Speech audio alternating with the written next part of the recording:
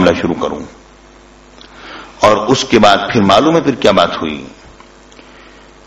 پھر یہ ہوا کہ حضرت علی نے اور حضرت زبیر بن عوام دونوں نے کہا ما غضبنا، ہم غصے میں نہیں ہیں، ہمیں کوئی آپ پر کوئی غصہ نہیں، مگر ہمارا اس طرح کرنا کہ ہم آپ کے پاس نہیں آئے بیعت کرنے کے لیے. کیا آپ یہ سمجھتے ہیں کہ ہم اس لیے نہیں آئے کہ ہم آپ کو خلیفہ برحق نہیں جانتے ہیں؟ ارے نہیں پیارے بھائیو، آپ جانتے ہیں کہ بعض اوقات ایک کام کے نہ کرنے کی 100 وجوہات ہو سکتی ہیں. ایک شخص اگر کسی کی شادی میں شامل نہیں ہوتا تو ضروری نہیں ہوتا ہے اس کو اسی شادی کے ہی مسئلے سے اختلاف ہو سکتا ہے اس کو کسی اور مسئلے سے اختلاف ہو، کوئی اور بات ایسی پیدا ہوگی ہو جس کی بنا پر وہ یہ کہے کہ میں ان کی شادی میں شامل نہیں ہوتا ہوں. وہی جانتا ہے کہ شادی صحیح ہو رہی ہے، وہ جانتا ہے کہ بالکل رشتے پہلے سے طے ہیں، وہی جانتا ہے کہ شادی کے اندر کوئی مذائقہ نہیں ہے، لیکن اس کو پہلے کسی اور بات پر کوئی رنجش ہے جس کی بنا پر وہ شامل نہیں ہو رہا. یہاں پر بالکل یہی معاملہ ہوا ہے. حضرت علی نے اور حضرت زبیر نے کیا بات کہی؟ انہوں نے کہا ما غضبنا، ہمیں کوئی آپ پر غصہ نہیں. آپ کیا یہ سمجھتے ہیں کہ ہم آپ کو اس کے اہل نہیں سمجھتے ہیں؟ وَإِنَّا نَرَىٰ أَبَا بَكْرَ أَحَقُّ النَّاسِ بِهَا بَعْدَ رَسُولِ اللَّهِ صلی اللہ علیہ وسلم. ہم یہ بات جانتے ہیں کہ سیدنا صدیق اکبر سرکار مدینہ کے بعد سب سے زیادہ اہل ہے اس بات کے کہ آپ کو خلیفہ بنایا جائے. انہ لصاحب الغار، ہم جانتے ہیں کہ وہ صاحب الغار ہیں. وثانی اثنین، اور وہ ثانی اثنین ہیں. وَإِنَّا لَنَعْلَمُ بِشَرَفِهِ وَكِبْرِهِ، ہم ان کی عزت عظمت اور ان کی بڑائی سے ہم واقف اور آگاہ ہیں. یہ بات مت سمجھنا کہ ہم ان کی شان سے واقف اور آگاہ نہیں. وَلَقَدْ أَمَرَهُ رَسُولُ اللَّهِ صلی اللہ علیہ وسلم بِالصَّلَاةِ بِالنَّاسِ وَهُوَ حَيٌّ، میرے آقا نے اپنی زندگی پاک میں لوگوں کو حکم دیا کہ اے لوگوں تم ابو بکر کو کھڑا کرو مصلی امامت پر. میرے آقا نے ان کو کھڑا کیا مصلی امامت پر. ہم ساری باتیں جانتے ہیں. ہاں ہم پیچھے رہ گئے، نہیں آئے. وجہ کیا تھی؟ کہتے ہیں لِأَنَّا قَدْ أُخِّرْنَا عَنِ الْمُشَاوَرَةِ، ہمیں مشورے میں شامل کیوں نہیں کیا گیا؟ جب یہ ساری باتیں طے ہو رہی تھی اس وقت پر ہمیں شامل کیوں نہیں کیا گیا؟ یعنی اے ابو بکر، ہم آپ کی عظمتوں سے واقف ہیں، ہم آپ کی شان سے واقف ہیں، لیکن معاملہ اصل میں یہ ہے کہ وہ محفل جس میں آپ کا انتخاب اور علی نہ ہو، یہ علی کے لیے بڑی عیب کی بات ہے. آپ کاش کہ ہمارا انتظار کرتے، ہمیں آنے دیتے، ہمیں کوئی اعتراض نہیں ہے. اب آپ غور کریں، جب کسی بات پر اعتراض نہ ہو، اگر حضرت علی بھی اس موقع پر ہوتے اور اعتراض تو تھا نہیں تو کیا فیصلہ کرتے؟ یہی فیصلہ کرتے نا کہ سیدنا صدیق اکبر خلیفہ ہیں. کہہ رہے ہمیں کوئی اعتراض نہیں اس بات پر. آپ کا یہ کہہ دینا کہ ہمیں اس بات پر کوئی اعتراض نہیں ہے، آپ خلیفہ برحق ہیں، یہ ساری باتیں درست ہیں، لیکن مشاورت میں شامل نہیں ہوئے، اس لیے ابھی تک ہم لوگ بس اپنا ایک اظہار خفگی ظاہر کرنے کے لیے ہم لوگ پیچھے رہے ہیں.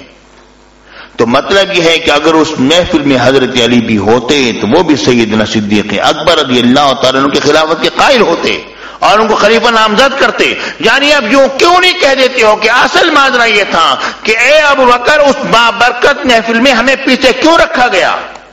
اور یہ کہ شیعان علی کے منہ جو کھل جائیں گے تو قیامت تک ان کے منہ کو کوئی بند کرنے والا نہ ہوتا. نہیں کوئی بند کرنے والا نہیں ہوگا. کاش کہ علی اگر اس محفل میں شامل ہوتا تو کسی کو صدیق اکبر کی خلافت پر حرف گیری کا موقع نہ ملتا. اصل ماجرا یہ تھا، اصل بات یہ تھی. وہ مخالف نہیں تھے. یہ بات نہیں ہے کہ وہی کہتے ہو کہ نہیں جناب ہم زیادہ حقدار ہیں اور یہ سلسلہ ہے. یہ بات قطعاً اس طرح نہیں تھی. اب دیکھیے میرے آقا حضور آیا جناب سیدنا ابو ہریرہ رضی اللہ تعالیٰ عنہ کی روایت ہے،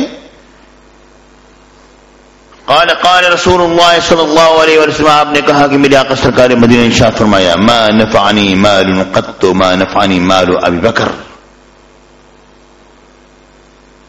مجھے جتنا فائدہ ابو بکر کے مال نے دیا ہے اتنا فائدہ مجھے کسی کے مال نے نہیں دیا. فبکا ابو بکر، سیدنا صدیق اکبر رو پڑے اور عرض کرتے ہیں یا رسول اللہ ما انا ولی الا لک، حضور میں اور میرا مال تو آپ کے لیے ہے، ما انا و مالی الا لک، حضور میں اور میرا مال تو آپ کے لیے ہے۔ میرے آقا سرکار مدینہ سرور سینہ صلی اللہ علیہ وآلہ وسلم کے دوسرے خلیفہ سیدنا عمر بن خطاب رضی اللہ تعالیٰ نے فرمایا، جانتے ہیں وہ اگر کون ہیں؟ وہ سیدنا، وہ ہمارے سردار ہیں، وہ خیرنا، ہم میں سب سے بہتر ہیں، احبنا الی رسول اللہ صلی اللہ علیہ وآلہ وسلم، اور سرکار مدینہ کے سب سے زیادہ محبوب تر ہیں ہم سب میں۔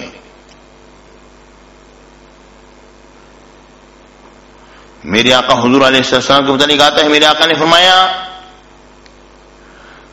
ما مال الرجل من المسلمین انفع من مال ابی بکر، مسلمانوں کے کسی مال نے مجھے اتنا نفع نہیں دیا جتنا نافع میرا لیے مال جو ہے وہ ابو بکر کا مال میرے لیے نافع ہوا ہے۔ اور حدیث پاک میں آتا ہے کان رسول اللہ صلی اللہ علیہ وسلم یقضی فی مال ابی بکر کما یقضی فی مال نفسہ، میرے آقا سرکار مدینہ سرور سینہ سیدنا صدیق اکبر کے مال میں اس طرح تصرف کیا کرتے تھے جس طرح اپنے مال میں تصرف کیا کرتے تھے۔ میرے آقا نے فرمایا اے ابو بکر پیچھے کیا چھوڑ آئے ہو، گھر میں کیا چھوڑ کر آئے ہو؟ یا رسول اللہ ابقیت لاہلی، حضور میں نے اپنے اہل کے لیے چھوڑا ہے۔ کیا چھوڑا ہے؟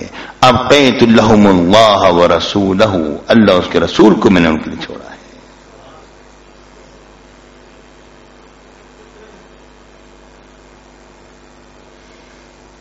حدیث پاک میں آتا ہے حضرت انس بن مالک رضی اللہ تعالیٰ عنہ سے حدیث پاک روایت ہے، جب صحابہ کرام موجود ہوتے بیٹھے ہوئے ہوتے تھے، میرے آقا سرکار مدینہ تشریف لایا کرتے صحابہ کرام میں من المہاجرین والانصار، مہاجر بھی ہوتے تھے انصار بھی ہوا کرتے تھے، وہم جلوس، اور وہ لوگ بیٹھے ہوئے ہوتے تھے، وفیم ابو بکر و عمر، ان میں حضرت ابو بکر اور حضرت عمر بھی بیٹھے ہوئے ہوا کرتے تھے۔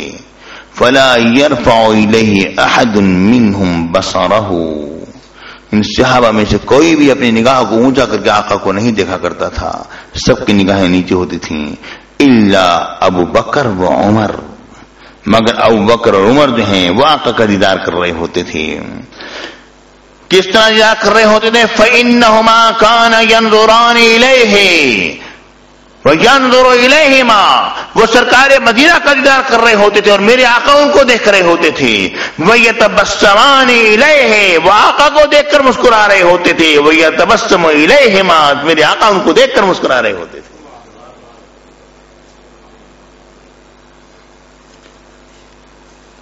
پیارے بھائیوں، میں کیا عرض کروں آپ سے، سیدنا صدیق اکبر رضی اللہ تعالیٰ عنہ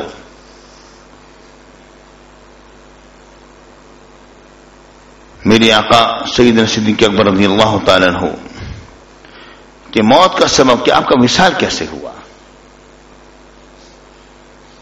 اس بارے میں سالم بن عبداللہ نے روایت کی اپنے والد سے، یعنی حضرت عبداللہ بن عمر، حضرت عمر کے بیٹے بتلا رہے ہیں کہ ابو بکر صدیق کا وصال کیسے ہوا ہے، اس کی وجہ کیا بنی وصال کی۔ کہنے والے کون ہیں؟ صحابی رسول ہیں، حضرت عبداللہ بن عمر ہیں، حضرت عمر بن خطاب کے بیٹے ہیں۔ کیا کہتے ہیں؟ کہتے ہیں کان سبب موت ابی بکر رضی اللہ تعالی عنہ موت رسول اللہ صلی اللہ علیہ وآلہ وسلم، سیدنا صدیق کے اکبر کی وصال پاک کا سبب جو ہے وہ سرکار مدینہ کا وصال پاک بنا ہے۔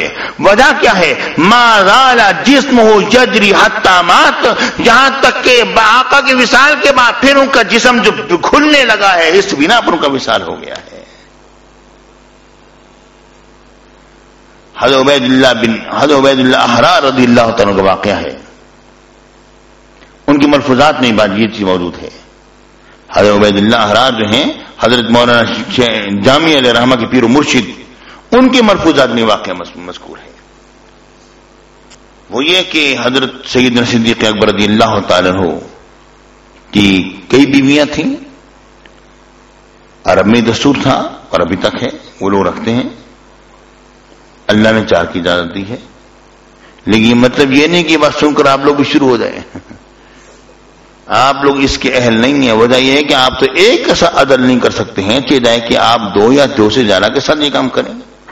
ایک کے ساتھ تو پہلے عدل کر لو, اس کے بعد پھر دوسرے کے بارے میں سوچنا.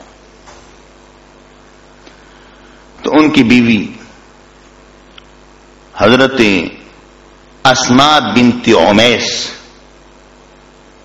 رضی اللہ تعالی عنہا, اسماء بنت عمیس, اسماء بنت ابی بکر سیدنا صدیق اکبر کی صاحبزادی ہیں.